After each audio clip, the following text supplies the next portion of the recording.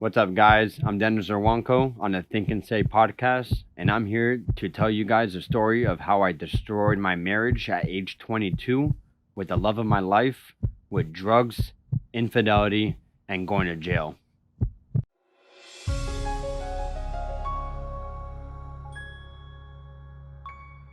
My name is Dennis. I'm 35 years old, and I'm a single man. What's your last name? My last name is Czerwonko. So it's Dennis Czerwonko. Dennis Czerwonko. Awesome. So Dennis, Yes, sir. you're now 35. I am 35. 36 in May. When? 36 in May. 36th of May. Yeah, no, 36 in May. 36 in May. All right.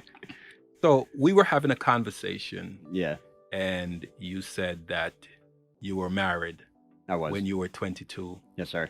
And so let's get into it. Talk about your experience Oh. being married and who messed the relationship? Who effed up the relationship, right? I knew that question was coming, but I'll answer that question real quick. I'm the one that messed up that relationship, and I take full responsibility for that, and I'm willing to admit that.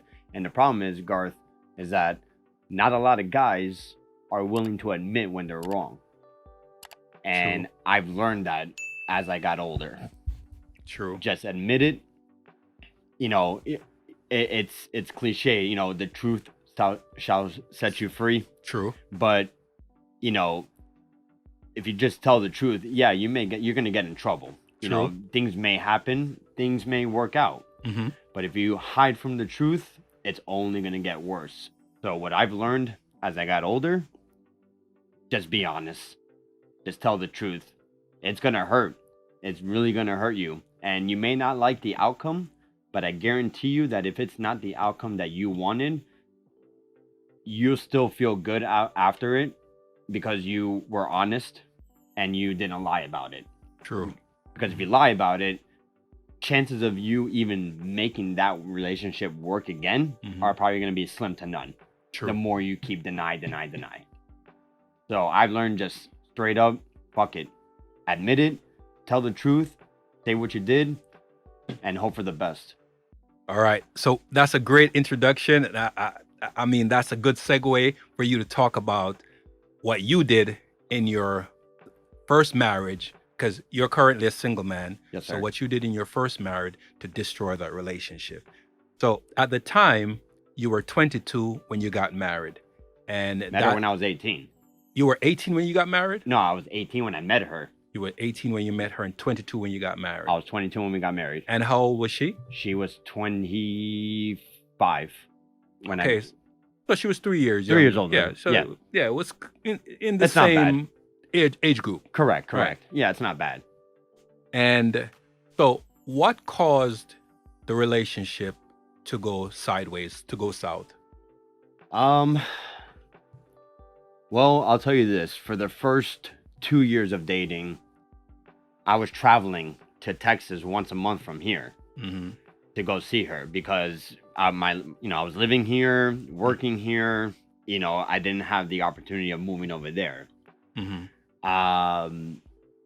I'd say when it got bad was when I did move over there, is when things got worse. Being 22 years old, living with a woman for the first time ever, especially with a woman with a kid. When you're a mom status, you don't take any bullshit from anybody. You don't put up with anything. You know what you want. And if that person doesn't give you what you want or act right, then you're gone. And she was that kind of a person. I'm not looking for a child. I already have one. I'm not looking to babysit. I want to be in a relationship and I want to make it work. I took full advantage of that. See, me, when I moved to Texas at 22, I was still in party mode. I wanted to party. Drugs, hooking up with girls. I didn't understand at that moment that I was living with my girlfriend and my stepdaughter. And for some reason, that just looked all past me. I don't know why. I wasn't even thinking about it. All I wanted to do was party. And yeah, I made the big mistake of downloading a dating website when I got there, and from there, everything just went downhill. Started meeting girls, hooking up with girls behind her back, and yeah, the relationship fell apart. What was the first thing you did that you realized that started causing the relationship to start going south? Um, well, she found out that I was doing drugs, Heavy stuff? cocaine. Hmm. Yeah, I got introduced to cocaine prior to me moving over there, um, by my friends. I had never. I'm very paranoid when it comes to trying drugs. Um, I used to do mollies, back then. But I've never done hard, cocaine like that or anything hard like that. I got introduced to it and I fell in love with it. It was bad. I was a fiend. And I went through great lengths that if to go get it. Whether I had to go through bad neighborhoods, meet bad people, you know, things that I did that I wasn't proud of. That if I really wanted my cocaine, I'm gonna go get my cocaine. I don't care where I had to go or who I had to see. Until one day she caught me, and everything just went downhill. From there. She was doing laundry one day and found the bag in my pocket, and she kicked me out of the house for a few days and came back, and things weren't the same after that. It really wasn't. So I figured, you know what, fuck it. If things are not the same anymore, I'm just gonna continue doing what I do. So got more blow, more cocaine, having more sex with women, meeting girls, driving across town while my wife was working at the time. I would go drive across town to go bang some girl that I met online, then come back just in time before she got home. Make sure the house is clean so she wouldn't, suspect. Not that I brought any girl. I never brought any girl to my house where I lived with her. It was always me going over there, but I always had to be home before she got home. Can you recount the exact date, and time of the day that you got caught? You don't have to say the exact date, but the exact day, the day of the week, That and I got caught exactly what you were doing. with the When you cocaine. got, yeah. It was at nighttime. I had just gotten home from work, sat on the couch. She was doing laundry. She asked for all my laundry stuff. Gave her my basket, and she started doing laundries, making sure. And you know how they check the pockets, make sure you don't have any cash or loose change for the washer, the dryer, whatever. She goes into one of my pair of pants and she pulls out 2 bags of cocaine. What day of the week was that? That was in the middle of the week, middle of a work week. I would say about Wednesday, Wednesday, Thursday.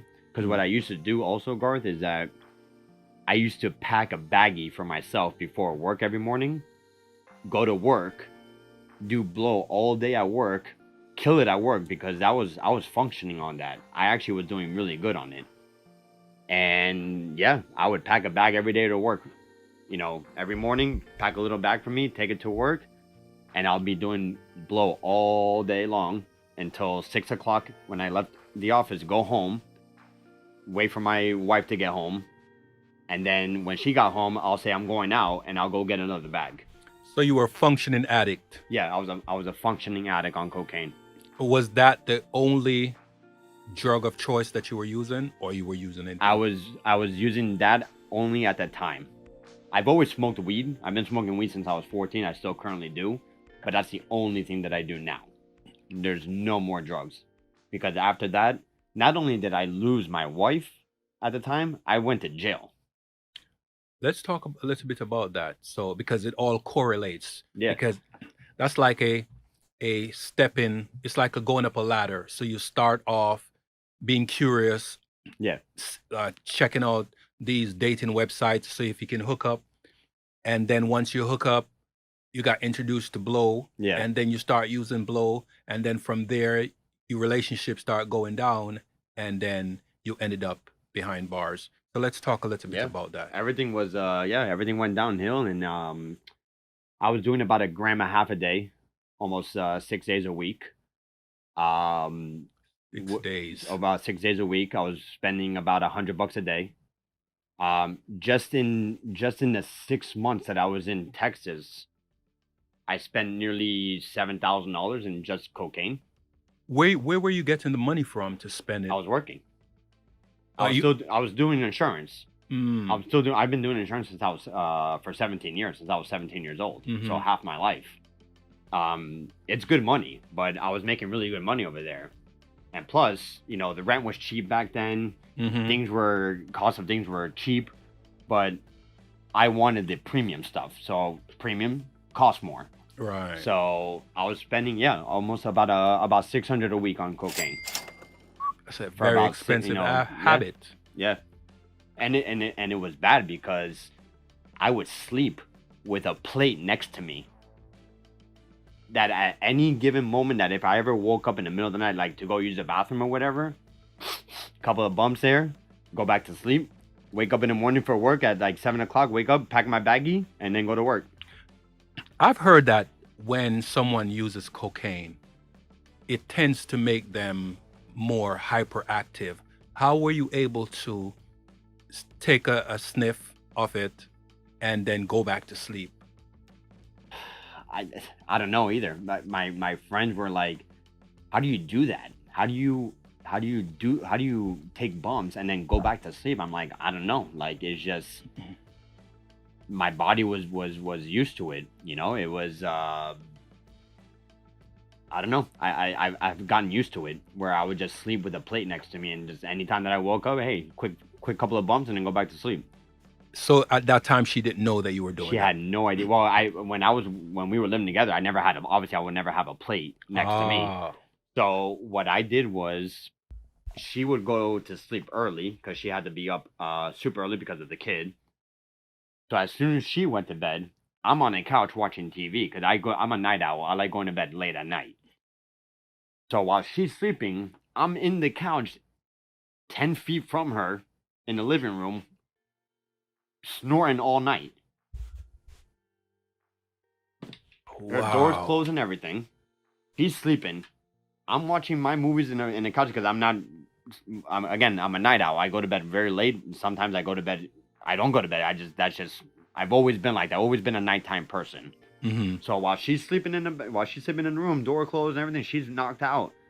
I pull up all night, all night, till maybe like an hour until I have to wake up till my alarm goes off, jump in the shower, get dressed, pack a bag, and go to work. And I'll be at work all day long, working. And you didn't feel sleepy because you were high. I was always on it. Yeah, it was like a constant thing. My engine was running 24/7, and my fuel was my blow. Is it true that when someone uses cocaine for long periods of time, that it rottens their cartilage in their nose or? Yeah. Like it got to the point where like I became real fidget. Like as I'm a little fidgeting moving over here, it made me do that. Like I have little fidgets here and there, where I can't just stay still for 5 hours. I have to like move like this, move my hands like that because it got me that way. But no, it got to a point where my nose was bleeding, profusely. But yeah, all I would do is just wipe it up and then back to doing more bumps. So did she ever saw your nose? No, never. Because Never. I'm also OCD. I like Mm. clean things. I like everything neat. Like if you go to my house, my closet's color coordinated, my shoes are color coordinated, everything's color coordinated, perfect, neat. I like everything minimalistic. So I like everything very clean. Yeah, I understand. I'm a bit OCD. So I myself, don't, too. if there's like a little speck in my nose, I make sure there's nothing in my nose before she gets home. Like nothing. Like I'll even shower, whatever. Not that you can smell cocaine on me, but I want to make sure everything's good. Wipe my nose. Don't look so like, try not to look high. Like all geeked out with your eyes like this. Right. I don't want her coming home and I'm like, hey babe, with my eyes like this. Hey, how are you? And then she'll be like, what the hell is going on? So you wore that disguise very well. For 7 months that I was there. Wow. Yeah. Let's talk about, you mentioned about going to jail. Oh yeah. What was the the episode, or what was the situation that caused you? That was a real funny story. I'll tell you this one Yeah. right now. So, when I moved to Texas, right, because we were doing long distance for 2 years, and I said, you know what, fuck it, like I'm just gonna move up there. They gave me a job. I got a job offer, and everything was cool. Drove up there, and was there for 7 months. And you know, Garth, I don't know why, but I don't know. Things weren't working out. I was doing too much. And I guess I wasn't used to the fact that I was living with a woman and I just wanted to party. So I did everything that I could to come back to Florida. I don't know why. You know, and my ex-wife is probably one of the best women out there. Before we jump ahead, I'm gonna get to that jail part now. Let's talk about the jail part. And I moved. I ended up moving back here after 7 months, which that really extremely pissed her off. I mean, we were fighting for days because she's like, "You just got here, now you're back again." Like, it was bad. The marriage was pretty much over. It was getting there. Moved back here. And then, you know, when I got back here, I was kind of excited because my plug was here again. And the plug had he had the best shit. I didn't know anybody in Texas, so I had to go to places where I did not want to go get my shit. When I came back here, I already knew the person, and I already knew where the area was, and it was cakewalk. I already knew what to do. So I was excited to come back here, right? So fast forward to the day that I went to jail. I was at a friend's house, and me and her, we were still married. You know, we were trying to figure out how to make it work. One day it was Friday night, I remember, Friday. And 2015 was also when I got divorced. So I only was married for a year. So 2015 was divorce, and 2015 was when I went to jail. So it was just a bad year for me. So I left my house Friday night. I was with the boys at my house Friday night. I said, "Boys, I'm going to go out and get something to eat real quick. When I come back, we're going out." And even, this is how much of a fiend I was. Even though I was going down the block to go grab a bite to eat, what did I do? I packed a baggie for myself. Just because you were just going down the block? Go 3 blocks. I packed a baggie for me. Yeah. Because I wanted to do it as much as I could up until I got to the restaurant. Or to the fast food place where I was getting my food. A quickie hit. Quickie in the hit while I was ordering. Quickie hit while I was getting the food out. Everything. I was ordering, "Hey, can I get a burger?" "Yeah, large fry." All the way till I got my food. Got my food. Was going home. Get pulled over. The guy comes back to me. The cop goes, "You know why I pulled you over?" I go, "No, why?" He goes, "You know your tags expired over 6 months." And I'm like, "Are you serious?" He's like, "Yeah." I'm like, "Holy shit." And I was already geeked out. I was already on blow. I was on so much blow. In a matter of that 10-minute or 10-minute drive, I was geeked the hell out. So you were still 22, or were you 23 by then? I was, when I got arrested. No, when I got arrested, that was 25. Yeah, because that was 2015, so that was 10 years ago. I'm 35. So I was 25 years old. He tells me my tag has been expired for 7 months. Then I give him my license. Here's the kicker part. Comes back, he goes, "Oh, you know your license is suspended too." I'm like, "Oh my god." I go, this is crazy. So, but when I got pulled over, I made the biggest mistake. And my brother's a cop here, right? He's a detective. When I told him the story, he goes, "Dude, you're dumb, first of all." Because what I did was, when I got pulled over, I turned off my car. And remember, you know the key where you hit the little silver button and the key flips up? That's where I was doing my bumps, right? So I turned off the car. And I put the key on top of the roof. Because I didn't, my paranoid ass was like, oh, if I just do everything by the book, I'm not gonna make it seem like I'm running away. So if I just turn my car and I show him that I put the keys on top of the roof, he doesn't think I'm driving away or anything, right? Right. Cop comes to my door, and on the key, I forgot to close the key. On the key was residue from blow.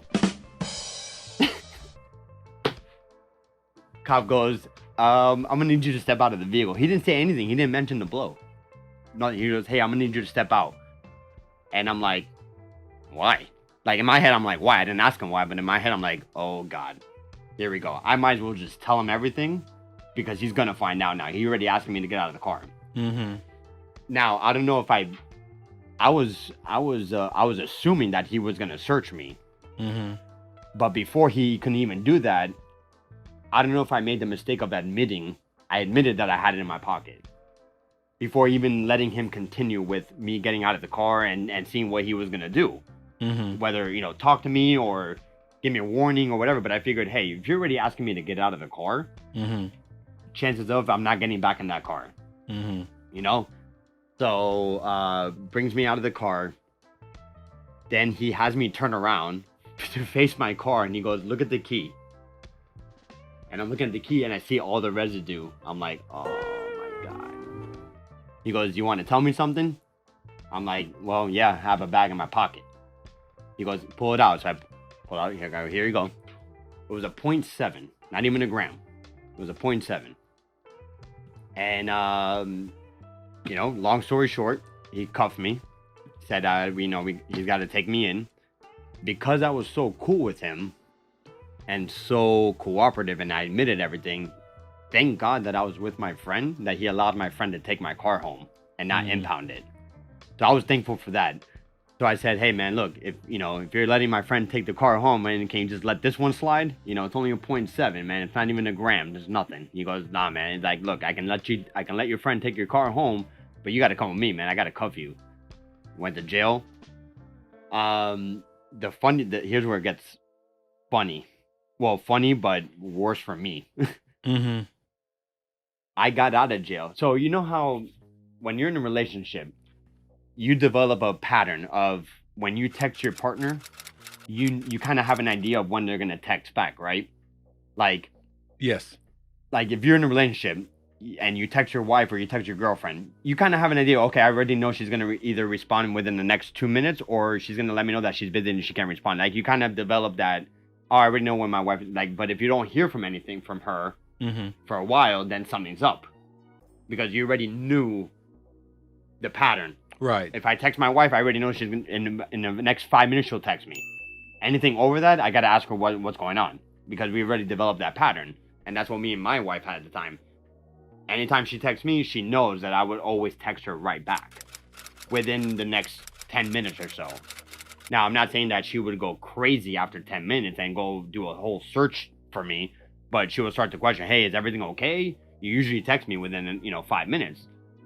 So when I got to jail, obviously they take your phone, right? And this was a Friday night. So I didn't have my phone the entire night. She's blowing up my phone, right? You know that for a fact, all right? So I get out of jail. My friend bonds me out. I get out of jail. I turn on my phone. 96 calls and text messages up the ass, right? You want to know what my dumbass said when I turned my phone on? I texted her say, oh my God, babe, I'm so sorry, my phone broke. Yeah, you should have told her the truth.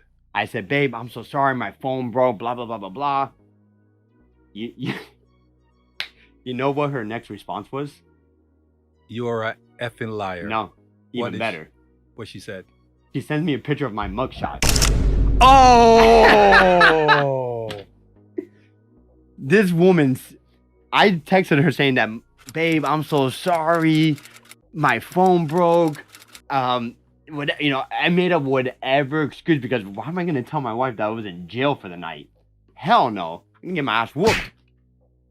This bitch fucking sends me a picture of my mugshot saying, oh yeah, your phone broke? I'm like, oh crap. So what happened then? Man, what happened then was she that's when my heart broke. After that, like it was funny at the moment that I tried to get out of it. It seemed funny, when we talk about it. But then after that part, like when everything calmed down after that, Mm-hmm. that's when she really like said, we're gonna have to be done. Like filing divorce, you know, that's when I went into a depression. Not like a depression where I needed to go see a doctor. I was popping pills. I was just very sad. Like I was crying every day, But then I realized I'm like, why am I crying? I did this. I fucked up. Let me ask you this question: did she find out that night that you were using blow? And did she ever find out you were using blow at all? Well, she found out when I told you when she went and did the laundry. Oh, yes. Yeah. But I told her that the stupid saying, "Oh, I'm holding it for a friend." Mhm. Yeah, that didn't fly with her. So she knew that I was using it when she did my laundry. She knew from then. That's when I was living in Texas. She was thinking that since I got back here to Florida that I wasn't gonna do that anymore. Little did she know I did. I went straight the moment I touched down back in Florida, I called my plug. Hey, I need a baggie. I'm ready to go. And I just kept doing it until I got caught. But after that, after the getting caught, after everything had settled down, after me having, talking with my wife, that's when depression hit, man. It was sad. The moment that she said we're gonna have to get divorced, I don't love you anymore. When it gets to that point, my heart just felt bad. My heart dropped to the floor. I've never. I mean, it's. I did this girl dirty, Garth. I did her bad. Like, and me 35 now. See, this is the first time I'm actually talking to a stranger about it. I've never went into any details like this. Not even with my parents. They knew about the cocaine, but they didn't know about the infidelity, about what I did, how many girls I was there seeing. Let me ask this. Because you mentioned the girls before. Yeah. In that time that you were married, up until the time you got caught and went to jail. Yeah. How many chicks did you have intercourse with? Did you cheat on your wife with? Probably like 10. 10. Yeah. And that's in the span of 2 years? 7 months. 7 months? Yeah. Because I was living in Texas for 7 months. Then I tried everything. I did everything I could to come back here. Because again, at that young age, still living the party life. See, me now, that's what I hate. If I met my ex-wife now, it would have been all different. It would have been perfect. It would have been perfect, dude. But because my dumb ass was still party mode back then, blow, chicks, whatever the case was, I'm like, yeah, I'll get married. I thought it was, I didn't think much of it. I really didn't. So, Who proposed? Was it her that proposed or you that proposed? I did. Yeah. Okay. I did I still, you know what, Garth? And people ask me, the people that know about my phone or what I have in my phone, I still have my proposal video. I'm never going to delete it. So. And I've had that video on my phone since you were 18. Yeah. Since I was the proposal video, I proposed, since I was 21, 22. So I've had that video on my phone for over 10 years. Never delete. I will never delete it. And I still have pictures of her on my phone with my stepdaughter, with me and her. I will never delete them. I've gotten questioned, why do you still have the video? Why do you still have pictures of you and her? Why do you still have pictures of your stepdaughter? I go, because every now and then I like to look back and realize how much of a fuck up I was and what I did to this woman. So I can't go back, Yeah, you look like you want to cry right now, man. You want a napkin? No, I'm good. This woman. Do you still love her? Absolutely, man. 100%. 100%, man. If I can go right now and tell her how I feel and everything that happened, I would. I want you to use this video, this interview, as the bridge into being able to apologize to her for what you did. But before we do that, Like I wish she was like I wish like in a perfect world, I wish she was listening in, mhm. not to hear that whole story, because if you know, I know for a fact that she will never hear what I actually did, and I'm gonna live with that for the rest of my life. That she will never. So do you follow each other on social media? No, no, I haven't spoken to her in 10 years. So I would say find a way to get in touch with her if you want her to see this video, because this is a heartfelt confession that you're making and your apology. And I'm looking at you right now, and your eyes are kind of red, Yeah, right? And yeah. I'm at a good distance away from you, and I can see your eyes are teary. Yeah, because man, it's I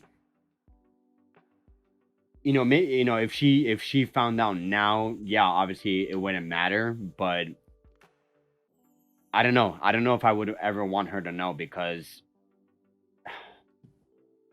you know, I don't want her, you know, to think anything of me, even though I, it's been many, many, many years.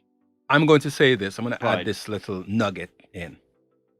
If she ever to see this video, right? If she ever sees yeah, this video, she is going to appreciate and respect you far more than then, because she's going to realize that he's finally became a man and he's able to account for his mistake and make the apology outright publicly, and she's going to respect you more. So don't wish that she never sees this video. It might be very, very beneficial for you, right? yeah, Because this is a bit cathartic, right? yeah, That you are expressing all of this right, out publicly, because we don't know how many people will see this. It could be 10, it could be 10 million. We don't know, but you're making a confession. And yeah, I think a lot of people like or even love when a man pours his heart out to make a confession of how he hurt the woman that he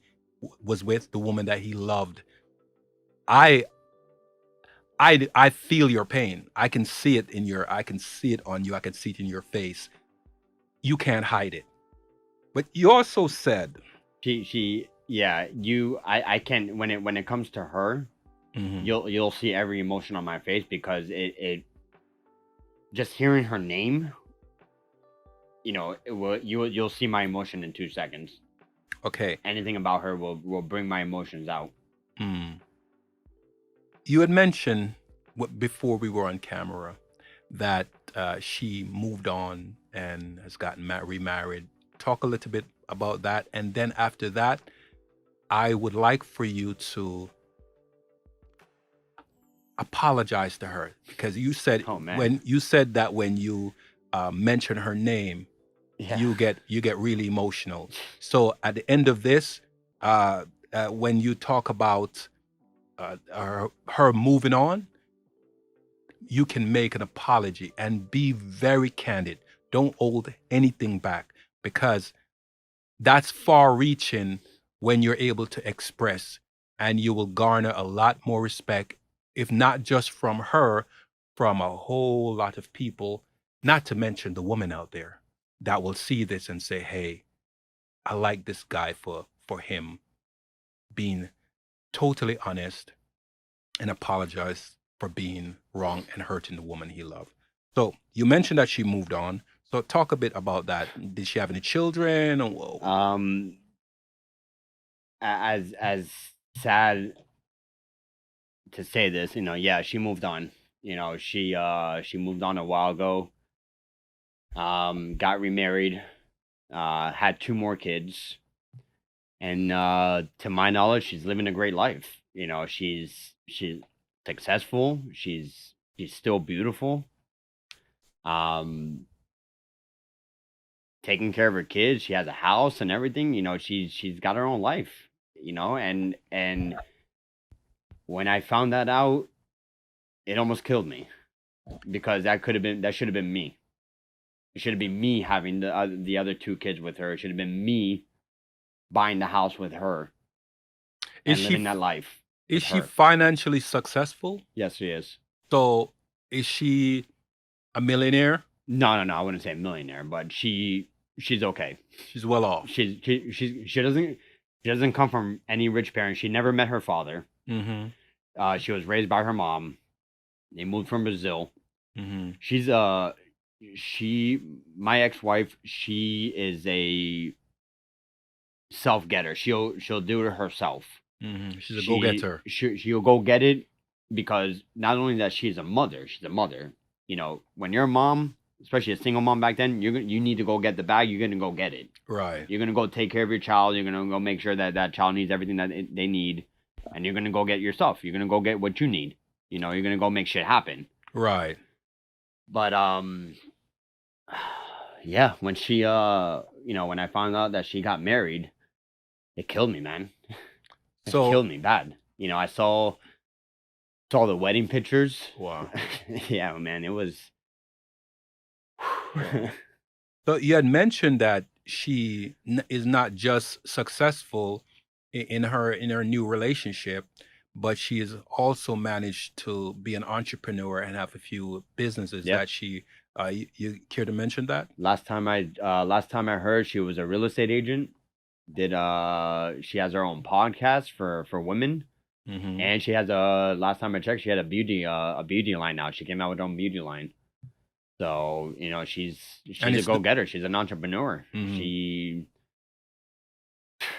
Man, she's the best woman ever. And I fucked that up, man. I took full advantage of that. You know, I have so much respect for that woman that if she was sitting here right in front of my face, I don't even know what to do. I don't even know what to say to her. Mhm. I probably end up leaving because I would be embarrassed. You mentioned that you were so broken in pieces Yeah.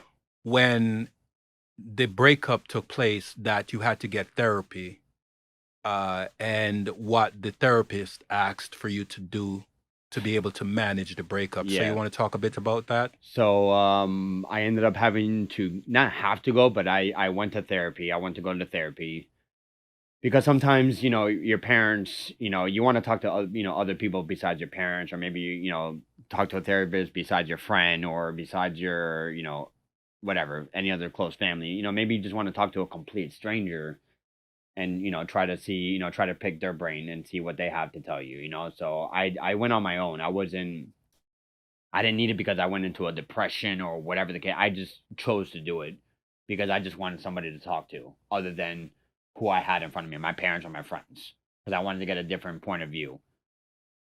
Now, where it killed me the most is when we had one session. We had a session on a day, and we were talking about my ex-wife, and he asked me. He goes, "If you saw your ex-wife now, would you be able to tell her everything that you've done?" I said, "Absolutely not. I wouldn't be able to look at that woman and tell her without crying, breaking down, leaving maybe. I don't know. I wouldn't be able to face her. Wouldn't." So he goes, "All right, do me a favor. Tonight, I want you to write a letter to her. Obviously, you're not going to give it to her. This is for you. But in that letter, I want you to write everything. Everything that you did from start to finish. Cheating, the drugs, this and that. Put it all in a letter. Make it all nice. And then read it back to yourself when you're completely done." Garth, when I read that letter the first time, when I read it to myself, see, as you're typing it, yeah, it gets an emotional, but then when you're finished with everything and you got the final paper, man, I broke down. I almost ripped it up because I was disgusted by what I read. Disgusted. Do you still have What kind that of letter? I still have that letter. I can bring it in next week and read it out loud. Yeah, that would be. I can do that'd that. be good. Yeah.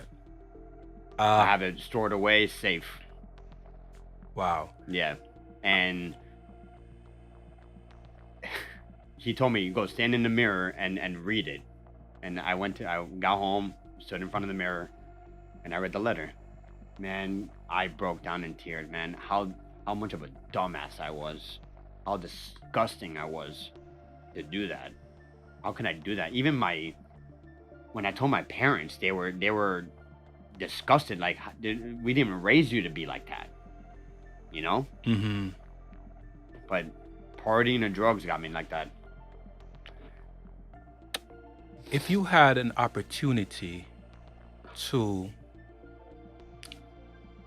like you said, have her sitting in front of you, use that same thought and pour your heart out and apologize to her.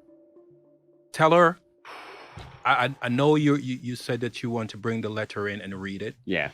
but tell her from your own heart, from your own soul, tell her from your entire soul how you truly feel and what you did, and make this an official apology. Like I said, it could be 10 people or 10 million that Yeah. sees it, and at some point it may get to her. So let's use this mean, opportunity. I don't even know where to start, Garth. As far as an apology, I Start by saying I'm sorry, and then call her name, and then let me help you out. whew. Start by saying her name. What's her name? Rafaela. Rafaela, I am sorry, and then continue from there.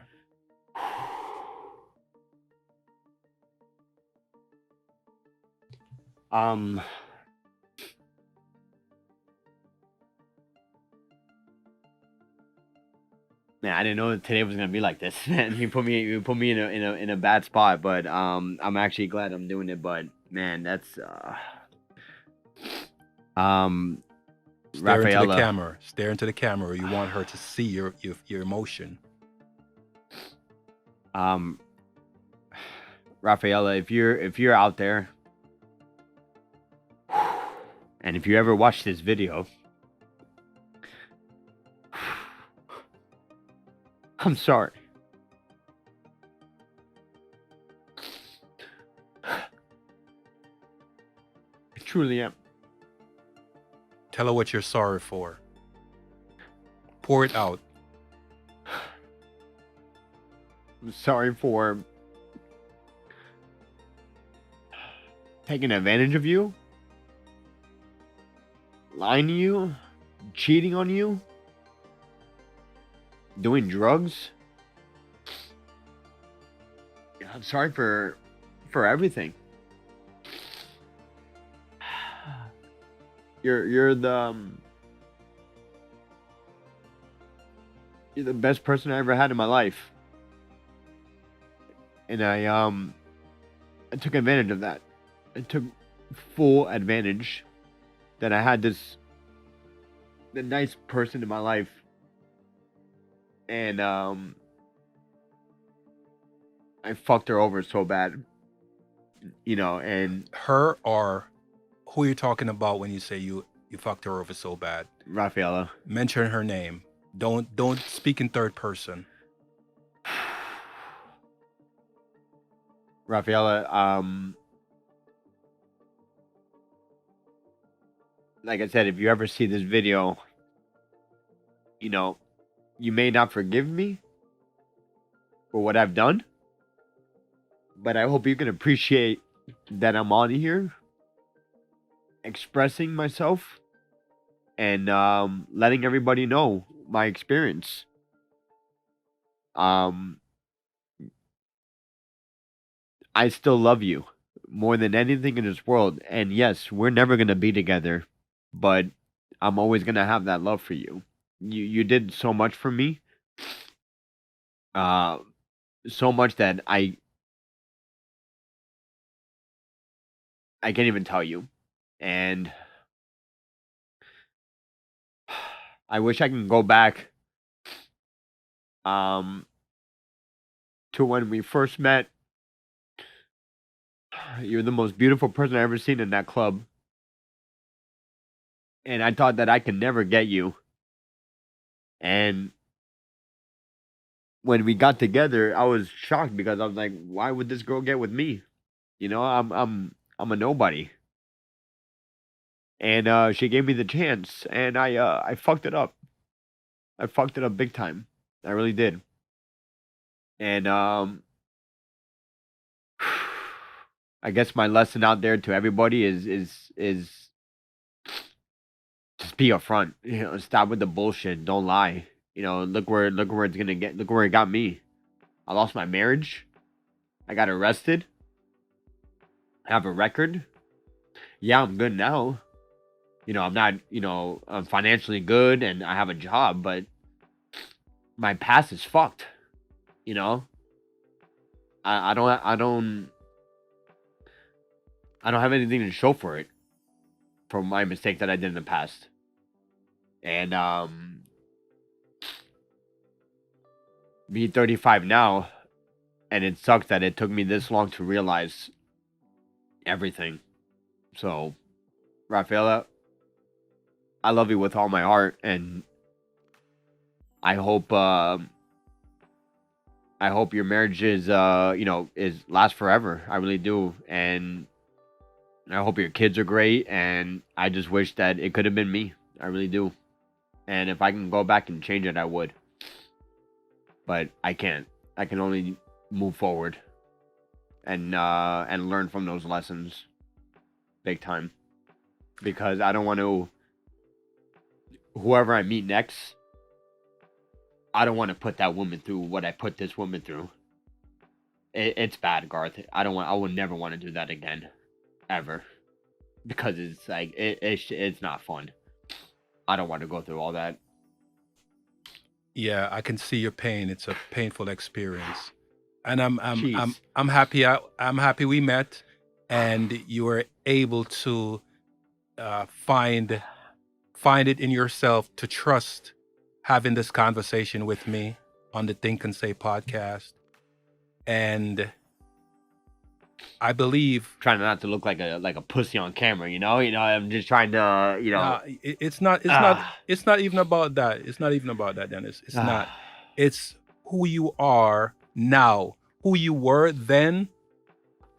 You've gone through the fire, the emotions, Yeah. the turmoil, the internal struggles to be from what happened from your arrest to up until now, to where you can look back and said, I effed up, and I effed up really bad. Yeah. You see, it's hard for men to cry. So It when is. a man cries in expressing himself, You're right. that tells not just you as the man and me as a man how it impacted you, but how it impacted Rafaela. And this is a helpful thing that you're doing, because what this will do is inspire the goodness in other men. And some women will see this and it will inspire the goodness in them, that if they're doing something nefarious in their relationship, they will look at this and said, I'm inspired by this man because he did not hold anything back and he was honest enough that I will have to adjust my behavior. So you're doing something far more incredible than you think that you're doing at this current moment. So be proud of that. Don't feel embarrassed. Don't think that you're a pussy. Be proud of what you're doing. Yeah. Because it has far reaching. Yeah. Remember, it could be 10 people or 10 million people. Even You if don't it's know. 10 people, if it's 10 people and one person took something out of that, then we did good. Yes, sir. Yes. So on that note, do you have any last minute thing that you want to say? Just do good, everybody. Just do good. Okay. That's Sounds good. Sounds Just do good. Okay. Well, Dennis, you want to mention your name again? My name is Dennis Czerwonko, Okay. age 35. Okay. And for any listeners out there, I'm moving to up north. You know, any single girls up there that want to give me a chance.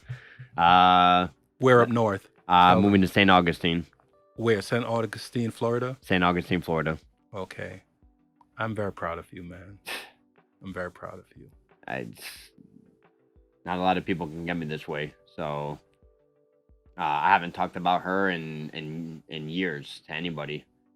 It's been a while, and it's been a while since I cried, and I think I needed that. It was a good one.